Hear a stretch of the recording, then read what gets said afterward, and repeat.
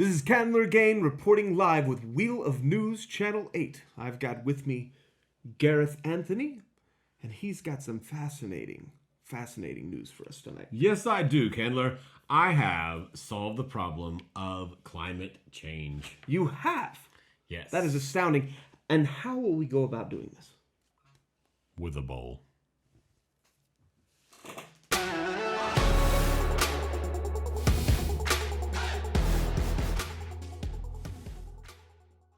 Hey there, Nomads of Lore. I'm Jonathan. And I'm Sean. And together we are Mead and Mischief, your home away from no home.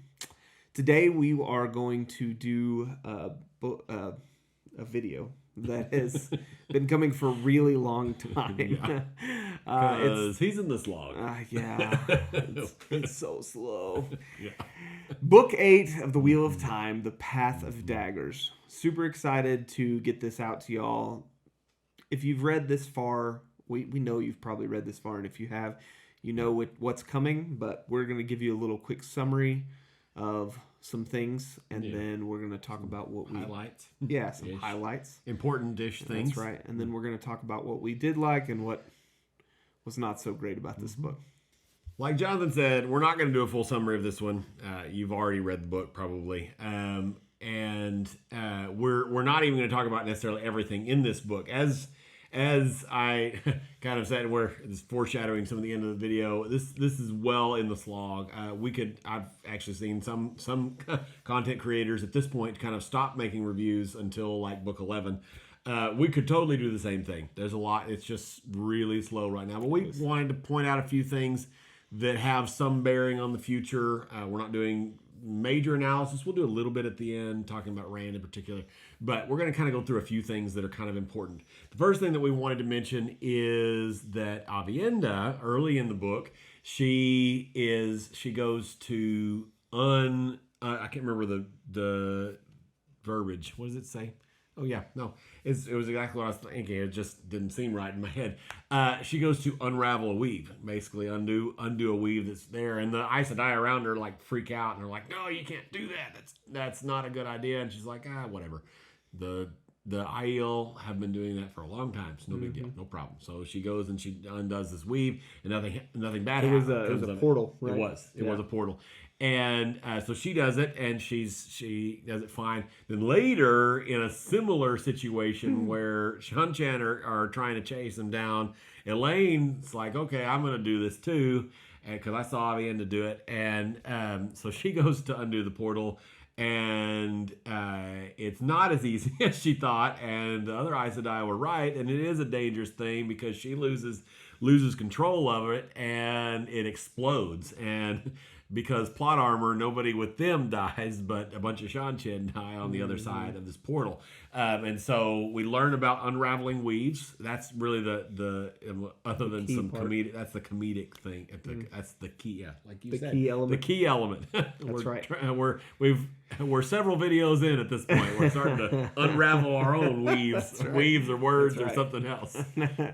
So next up, we've got the main event, I guess you would say. That we've been building up to for how long? How many books? Book and a half? I don't know. Maybe 3. I don't know. There's a long time that where this has supposedly been this hugely important thing, and the Bowl of the Winds is okay. We know it's plot wise. Yes, it matters because this is a bit, but that's great that it matters. It's like the most anticlimactic when thing it happens. You're thinking like, oh, there's going to be some. There's going to be a thing like.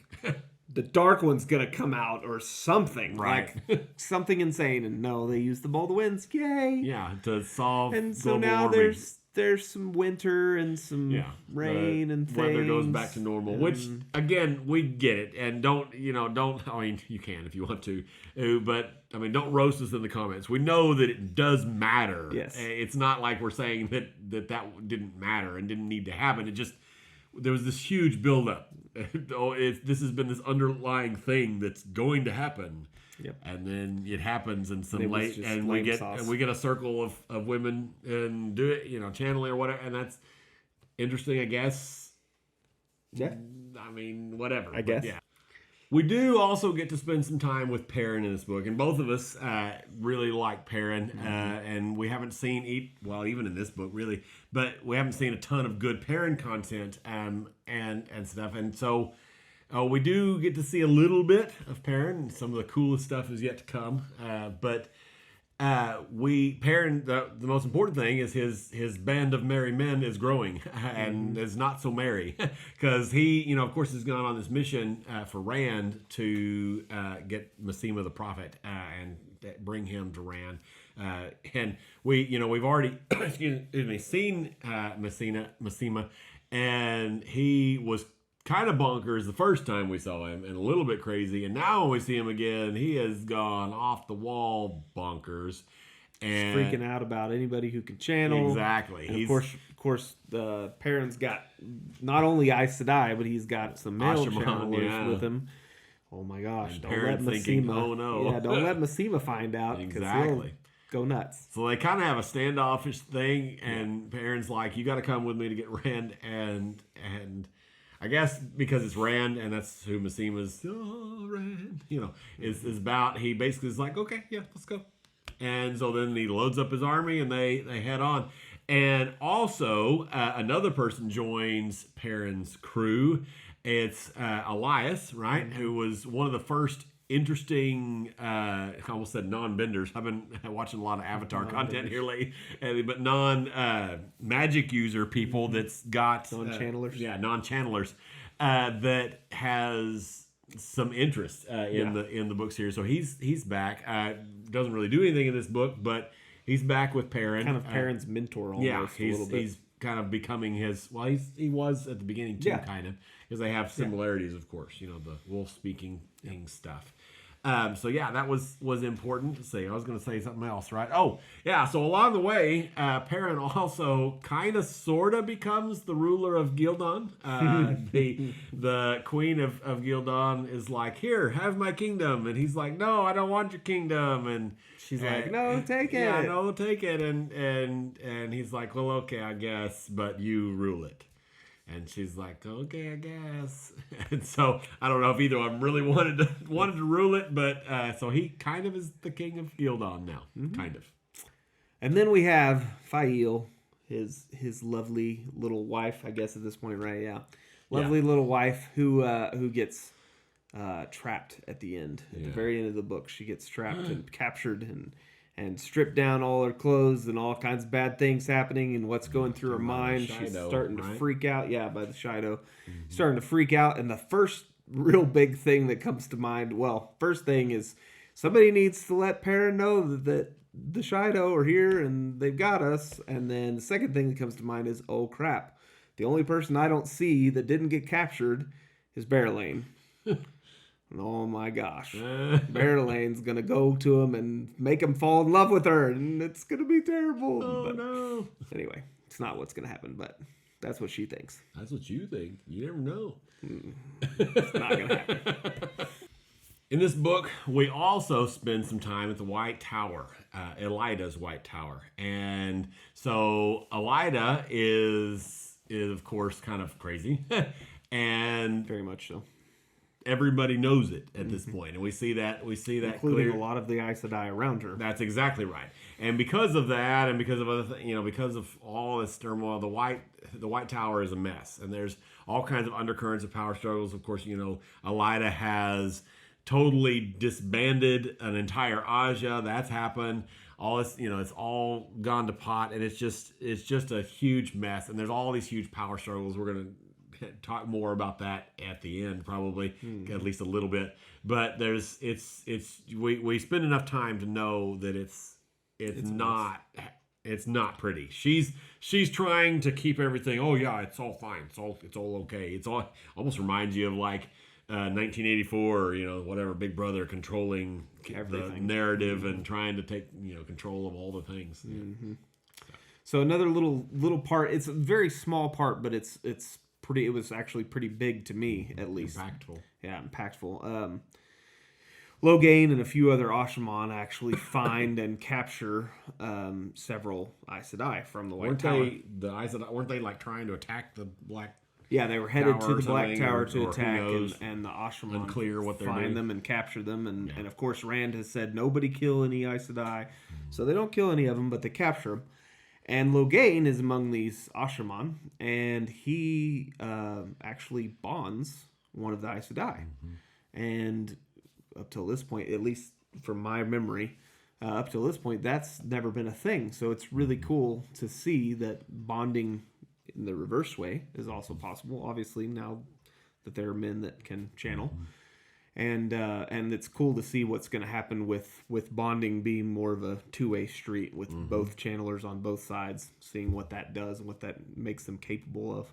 Sure. So well, and in that same scene, tagging into our next thing that we wanted to talk about is there's a real small throwaway line that one of the other Asha'man goes to Logain and it's like, Taim's going to be mad that you did this. He's going to be mad that you bonded an Aes Sedai. He's not going to like that. And Logain tells him, well, Taim wants me. He doesn't like me. He wants me dead anyway. So I don't care. Yeah. So that's we see that, and that's a subtle sign that things are not good. Things are not good at the White Tower. Things are not good at the Black Tower either. Doing things, keeping on the same point, going a little out of order in the book here. We see, that comes till the very end of the book, where clearly things are not okay because some Asha'man go and attack Rand, right? And he has to kill them, and so clearly the White Tower's a mess. Tries to kill them. We don't see We don't see them dead. Right. He can't find them. So He doesn't kill one of them for sure. No, and then he attacked. No, he doesn't kill. I don't think so. He's read it more recently. He tries to kill them, but throws fire. Actually, he shields himself, which is pretty cool. He uses some random weave that he doesn't even know. He thinks it's from his friend in his head.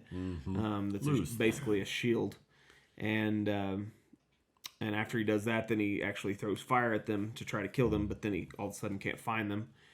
And then because he's so on edge, or because of Lews Therin, it's not very clear, he also attacks one of his own, like somebody who's close to one of his own Asha'man, who's sworn protector of him kind of guy. I can't remember who it is, but anyway. Well, and there's the scene with men too, right? That happens in this book. Which one?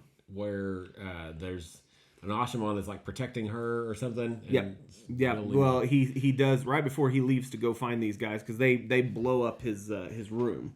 Is what happens. They sabotage the room, and so he turns to this Asha'man that's with him and says, "Keep hold of men, whatever." And by the time he gets back, this Asha'man that was supposed to be protecting her has succumbed to the craziness and has the taint has completely infected him, and he's gone crazy, and he's acting like a little child, like he doesn't remember, And so Rand actually puts him out of his misery with some tea. Yeah, which I think is supposed to be kind of the normal way they're doing that at the Black Tower. But in all of this, then you've got Taim showing up, and it's like very convenient timing for you to be showing up, and then you're holding the power when you walk in the room. Some weird stuff going on. Just saying. I don't know. He does know. I don't know, but I'm just saying. Yeah, I'm not saying. Of some of the pitch meeting over on Screen Rant where, oh yeah, this is setting up this thing or whatever, and everybody, it's very clear what's going on. What this is, no, this is a twist I wrote. yeah. But don't you think it's kind of obvious? Oh, no. Nobody will get it. I wrote it. I'm good. Yeah. Taim's been a little bit suspicious from the beginning. So but don't you think it's going to be hard for Taim to kill Rand? No, it's going to be easy. Really an inconvenience, yeah. If you've never watched Pitch Meeting, still great. In addition to all of those places that are a mess, the Egwene's rebel Aes Sedai are also a mess. They are, Egwene, of course, is young Amerlin. And she's, they kind of put her in that, they of course put her in that place because they thought they could control her. But then between her and Swan, that doesn't happen like they want, and so there's all kinds of factions there and all kinds of power struggles happening there, and there's of course weird stuff with the kin, and Egwene is saying things and making proclamations and things that people are like, wait a minute, what now? What have you done? And so there's all kinds of mess happening there, and of course all these factions are like, well, we messed up. We don't really want her here anymore. We don't really want her to be in charge anymore. We need to figure out how to strip some power, you know. And so they're trying to find ways to take control of power. And so Egwene, of course, calls a meeting and sets up this thing. I really did, and this is, you know, when I actually thought Jonathan was reading the next book, and I was, so in my mind as I was preparing for this video over the past, you know, week or two, thinking about it or whatever, I was thinking about that. But then it's like, no, this is when we were reading chapter summaries, and so I could dust off the memories and he could dust off from the early chapters. It's like, this is not the same thing I'm reading at all. And when I realized, oh, this book, and then I stopped. I don't remember anything that happens in that book. So I had to spend a fair amount of time going back and looking at what even happened in this book. But going back and looking, I do this is some of the first glimpse. There's Egwene later in the book series is gonna, I think you're gonna like her again. If you don't like her now, I don't know what your thoughts about Egwene are right now. But I feel like this is the first glimpse of her intelligence and her. I mean, of course, she's learning from Swan a lot. And that's, I mean, Swan is a major factor there. But she manipulates the sitters of like, what do they call themselves? The sitters of the hall? Sitters of the, I don't know, it's the hall and the, I don't remember, because they used it anyway. Whatever it is, she essentially manipulates them, and she gets them to give her control over everything having to do with the war and the White Tower. And so that sets up a lot of things far-reaching that are going to have big effects. And it's kind of a funny scene because she plays them against each other so well. She does. I was just like, wait, why? Oh, yeah. There was some really cool stuff. Yeah, there. It's like I say, it's a lot of really cool political stuff. Yes, and it like I say, it's more of setup. There's so many things in this book, and that's one of the reasons why as we jump to, we're not quite to the end. There's one more thing before I say all that. I won't sidetrack us because there's one more thing. One more big thing. Yeah, big, of course. Probably my favorite part of the book, for sure, is Rand getting to use Kalimdor. It's awesome scene. They're attacking who are they? Seanchan. Yeah, Seanchan. He's like, okay, I'm tired. These people are. I'm tired of this. They keep coming in at the wrong time and doing terrible things, and I'm done. We're gonna fix it. Yeah. Let's go head on and attack them. And so he gets out there and he pulls out. Nobody knows he has it. Well, he sent one person after it. They brought it to him. Right. And he pulls Kalimdor out and he starts using it, and he kind of gets lost. And actually ends up killing not only a lot of the Seanchan and some of the important Seanchan, pisses off a lot of them, but anyway, he also ends up killing one of his own and hurting some others, I believe. And he kind of gets lost in the craziness, like he's succumbing to the taint, I think. And so luckily, Davram Bashir is nearby, knocks him off the horse and shakes him out of it, and is like, "You're hurting people, stop it!" And he does, and he lets go Kalimdor and kind of leaves it over there because he doesn't want to touch it, and he realizes what he's done. Kind of has a little freak out moment. He ends up going back, and when he gets back, all the Shido who have sworn to protect him. Right, Shido. His maiden. The maidens, not the Shido. Not the Shido. That one. The maidens. Yeah, maidens of the spear. So when he gets back, all the maidens bodyguards. that he have sworn to protect him and always want to be with him, and he should have learned from past, because I think this has happened before. But anyway, they surprise him and beat the crap out of him because he didn't take him to fight. And, of course, his reasoning was he didn't want him to get hurt. Right. He was trying to protect him. And so... but he takes it like a champ. He does. He takes it like a champ. He lets him beat the tar out of him. He's on the ground. in a lot of pain. And he basically is like, yeah, I deserve it, right? Yeah, That's he his is. reaction. He is, because he knows their customs, and he's totally in sync with it. So, we're in this log, people. We are. If you're watching this, like if you're watching this video like right after you've read the book or something, which is, like I say, when I typically would have watched this video, where this is the slog. Now, I pushed through the slog really quickly. I was lucky enough to be traveling an hour a day in the car and whatever, and put it on 1.5 speed on the thing, and I blew through it, and so that helped me get through quicker.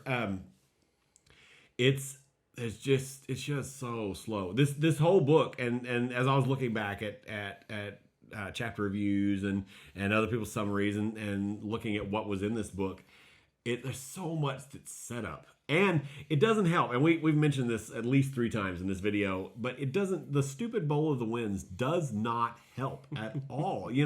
It's like I said earlier in this video. It's one of the most anticlimactic moments of the entire series. There's so many things that I thought he could have done with like Dark Friends during that scene, or something major catastrophe. Sure, I don't know. Well, or even I mean, the problem with it is it felt like there was so much buildup. Like they made that's exactly why. I feel like Robert Jordan, that's the guy's name. Yep. He just fixates on stuff. He gets on something and he just is like a dog with a bone and won't let it go. And so that's kind of what happened with Bowl of the Winds. And so it just kept being a thing, kept being a big thing. It's like, oh, this is going to be a big deal, big deal, big deal, big deal. Yeah. And then you get there at the beginning of this book, and it's like, okay, that was, yay. It was not exciting. It was not worth all this buildup. So either we make know it it's something big. like we said, we know it's an important plot point, but it just wasn't. It wasn't exciting. It did not have a payoff. It was just deflating. And so that set up the tone of the whole book in my mind. There was still like. Was not a single Wheel of Time book that I disliked all of it, and there weren't times in it that is interesting for me, and this is no exception. Like, I mean, I really, really enjoyed watching. This is where I started to kind of like Egwene again in this book. She wasn't just early a whiny stuff. little Brat. Yeah, and it was early, right? And so much of this book, and that's the point that I jumped off and am now back, is so much of this book is set up. Mm-hmm. It's just and the books are huge. I mean, they're huge, and this book is just so much of it is set up, and that's hard to get through. Yeah. So it's called the slog for a reason. What else did you think about? There was some really good stuff with Egwene, like you said. That's probably more your favorite than mine. The political stuff, lots of White Tower stuff, which is not very interesting, and it's hard. And the thing about the White Tower that's frustrating is you introduced to so many new characters or old characters that we never cared about to begin with. And so these I get all these names and who am I even talking about? Because Elida is being controlled by someone, I can't remember her name, but she's being controlled by a Forsaken. Yeah.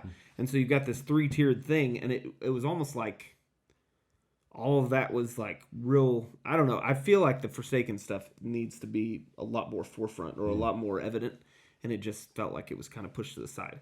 There was some really cool stuff that happened there. There was another part we didn't talk about actually that was interesting was using the rod of truth, the oath rod. Uh-huh. Mm-hmm. Where they forced several different Aes Sedai to drop all their oaths, retake the 3 oaths, and then take the oath to basically follow them and listen to what they say, period. And then they asked them, are you a Black Aja? And they were none of them at this point even knew if that existed. They're just guessing. Right. And then it finally happens. They find one and they're kind of freaking out. It's kind of funny. But there's some cool stuff with that. I love the physical object side of Robert Jordan's stuff. All the what are they called? The Angreal. Angreal, Sangreal, Ta Angreal, Tier Angreal, whatever they are. Yeah. All the different things. Mm-hmm. Very cool. But yeah, this was definitely, it's why it took me so long. I don't know how, I mean, all the rest of the books I went through in a couple weeks max. Mm-hmm. This one took a year, 2 years. Long time. Yeah. A long time. Hopefully get through the other ones quicker. It's not the only thing he's read in that time, by the way. It's not. Just throwing that out there.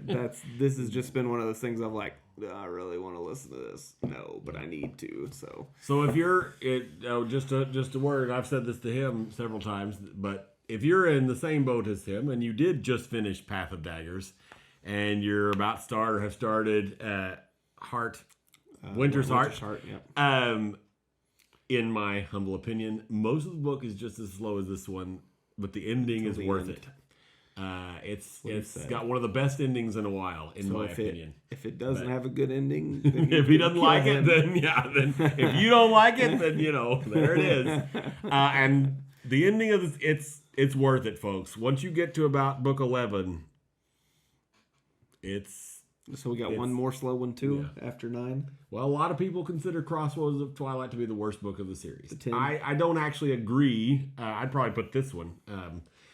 But I think we'll talk about it more when we get there. But I think that book 10 people think is so bad because of the ending of book 9. But we'll talk about it more when we get there.